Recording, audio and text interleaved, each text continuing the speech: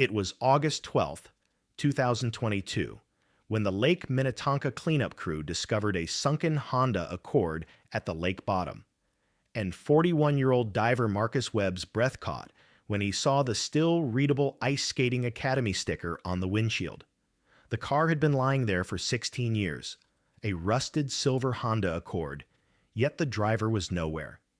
Minnesota police had searched for Claire Bennett for 16 years. The 17-year-old figure skater had vanished as if the night practice route had swallowed her. Exactly 16 years later, that car at the lake bottom would change everything. Criminal laboratory technicians examined documents recovered from the vehicle's glove compartment. Handwritten training notes, dates, times, documents that had been written exactly 16 years ago. A scan began in the Minnesota Forensic Handwriting Database. The result was shocking. The handwriting pointed to a name: Patrick Zimmerman, Claire's coach.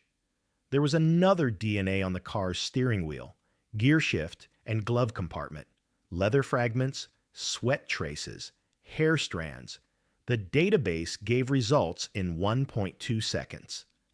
Patrick Zimmerman, 52 years old, a man who had coached at Lake Minnetonka Figure Skating Academy for 24 years.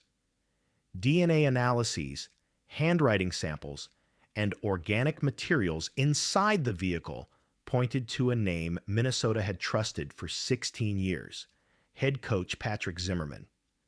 Zimmerman had joined Claire's search teams, supported the Bennett family's theory at school meetings that maybe she ran away, maybe she's continuing her skating career in another city. He had given an interview on the local news channel, said, "Claire was my most talented athlete. I miss her every day." Now police were asking him one question: how was Claire's car, lying at the lake bottom for 16 years, filled with documents in your handwriting, Patrick? On the north shore of Lake Minnetonka, 120 meters beyond the old skating arena, among the lake reeds, Claire Bennett's skeletal remains were found. 17 years old, a young girl dreaming of the Olympics. Silenced because her coach wanted to show her a special night practice. Claire Marie Bennett was born on March 8, 1989, at Abbott Northwestern Hospital in Minneapolis. Her mother, Rebecca Bennett, was a 32-year-old physical therapy specialist. Her father, Daniel Bennett, was a mathematics professor at the University of Minnesota. Little Claire was the Bennett family's second child. Her older brother Michael was 4 years older and was an adoring sibling to her. The family's two-story house on the shores of Lake Minnetonka was located in one of Minnesota's most beautiful neighborhoods. Here, houses faced the lake. Winters were long and snowy, and on summer evenings, families barbecued by the lakeside. When Claire was just 5 years old, Rebecca began taking her to children's classes at the local ice skating club. Rebecca never forgot that first day. When Claire stepped onto the ice, she trembled with fear, fell, cried, but didn't give up. While other children wanted to go home, Claire wanted to try again. Her first coach, 58-year-old former national champion Dorothy Walsh, told Rebecca that day, "This girl doesn't like falling, but she loves learning. That's rare." And Dorothy was right. By the time Claire turned 7, she won 2 gold medals in her age category at the Minnesota State Junior Figure Skaters Championship. At 10, she was accepted to Lake Minnetonka Figure Skating Academy, one of the most prestigious figure skating programs in the Midwest. The academy was a modern facility located on the shores of Lake Minnetonka. It had Olympic standard ice rinks, choreography studios, and specialized programs aimed at turning youth into national champions. For Rebecca and Daniel, this meant great sacrifice. Waking up at 5 o'clock every morning to take Claire to practice, traveling to competitions every weekend, spending money on special costumes and equipment. But when they saw Claire's grace on the ice, they knew it was all worth it. Claire's coach was Patrick Zimmerman, 46 years old, a respected name in the figure skating world. He had won a silver medal at the 1988 Calgary Winter Olympics, then moved into coaching. He had been working at Lake Minnetonka Academy for 24 years and had taken dozens of students to national championships. Tall, slender, with gray hair, Zimmerman was known as a disciplined but supportive coach. Parents trusted him. Children admired him. No one suspected he might have a dark secret. By November 2006, Claire was 17 years old and experiencing the brightest period of her life. She was a high school senior, had a 3.9 GPA, and hoped to receive a full scholarship offer from the University of Michigan the following year. But her real goal was to compete in the 2010 Vancouver Winter Olympics. Patrick Zimmerman constantly told her, "You're Olympic material, Claire. Just keep working." On Friday, November 10th, 2006, Claire came home from school, did her homework, and prepared her costume for the next night. She talked with her mother at dinner. Rebecca spoke proudly of Claire's recent math exam. Daniel suggested a family walk by the lake that weekend. Claire smiled but said, "I need to finish Saturday night's practice first." That night, Claire wrote in her diary, "Coach Zimmerman wants to do a special jumping technique session tomorrow. He says I'm still not perfect in my new routine. I hope I succeed. I want to go to the Olympics. Mom and Dad have sacrificed so much for me. I can't let them down." The next night, Saturday, November 11th, 2006, Claire began getting ready at 7:45. She put on her white costume, placed her skates in her bag, and went downstairs. Rebecca was sitting in the kitchen. "Honey, is practice this late normal?" she asked. Claire slung her bag over her shoulder. "Coach Zimmerman set up a special jumping session. It'll just be me. He says I need to improve my double axel jumps in my new routine."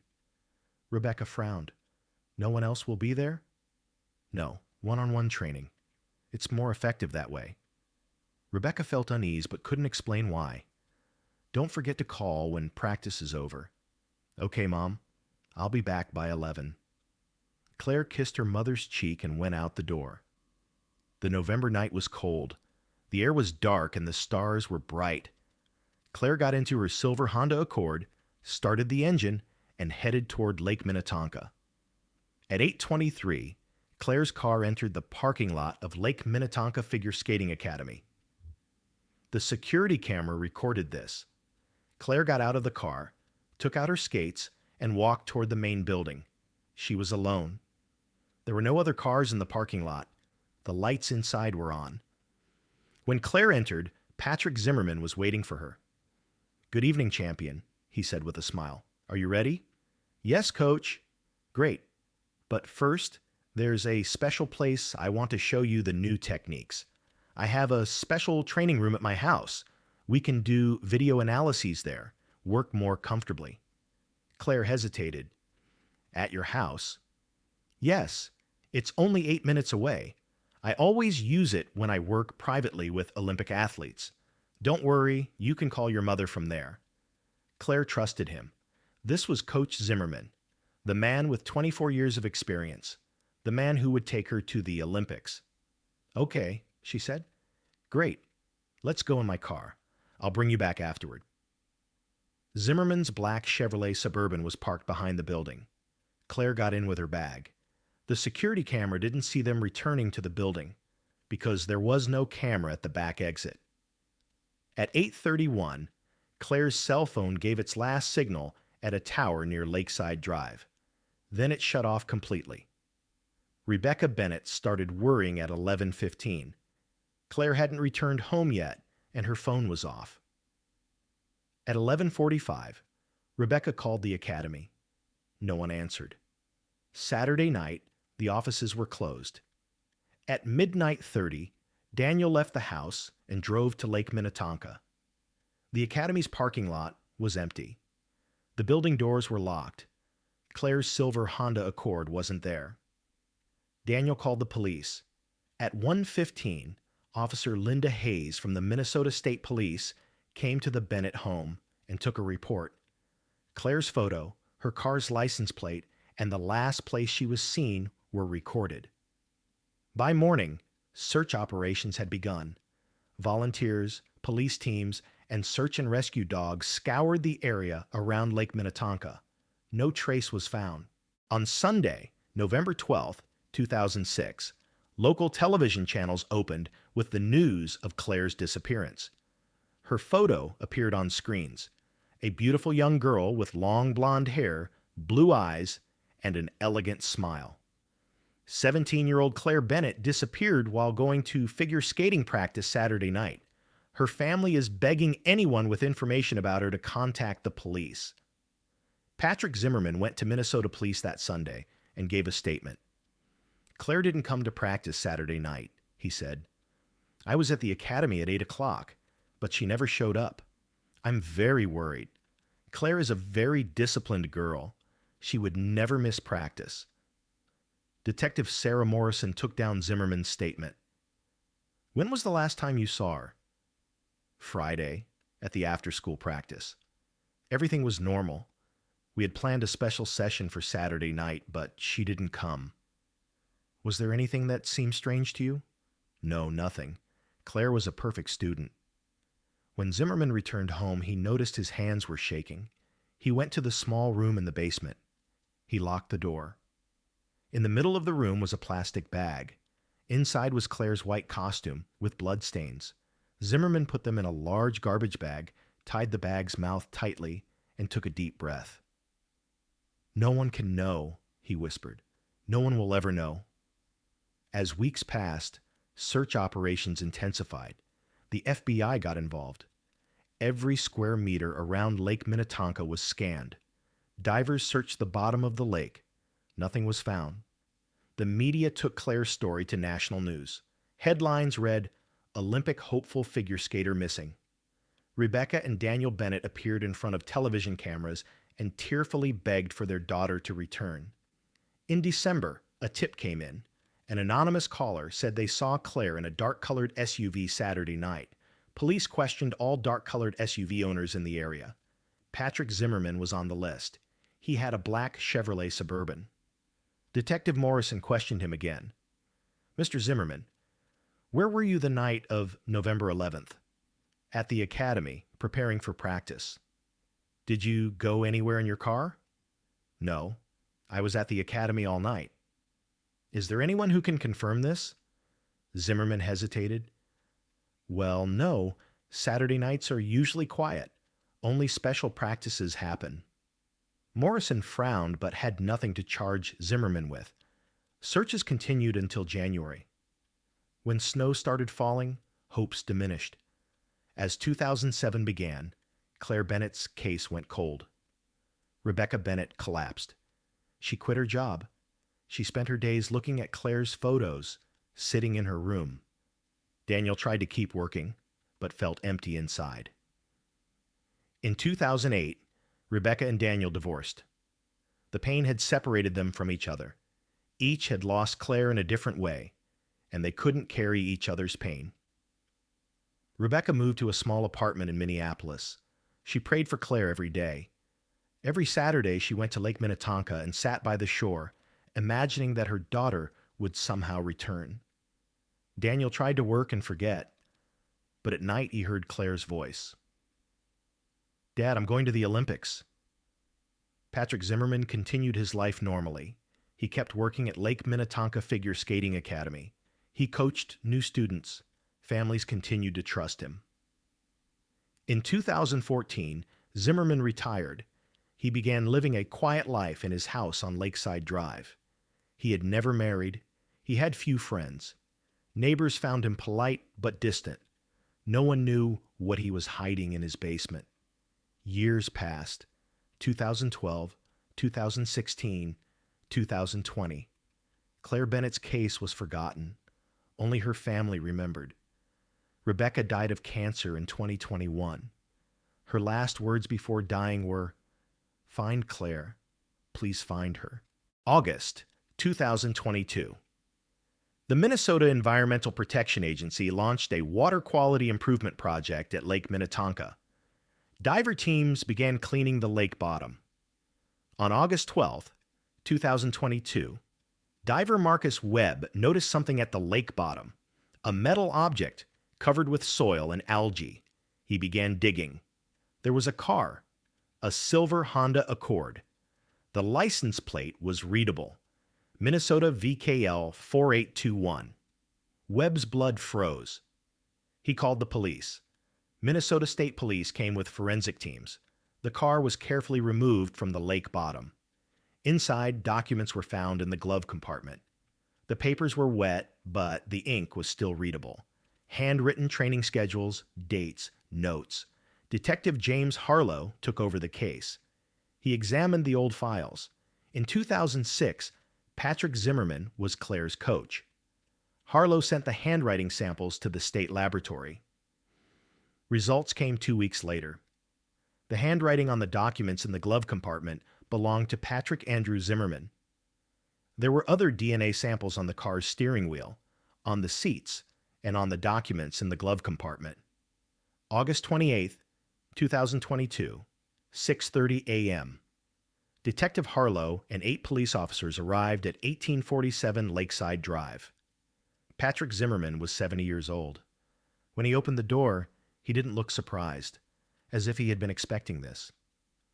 "Patrick Zimmerman, you are under arrest in connection with the murder of Claire Bennett," Harlow said. Zimmerman bowed his head. "I knew," he whispered. "I knew you would come one day."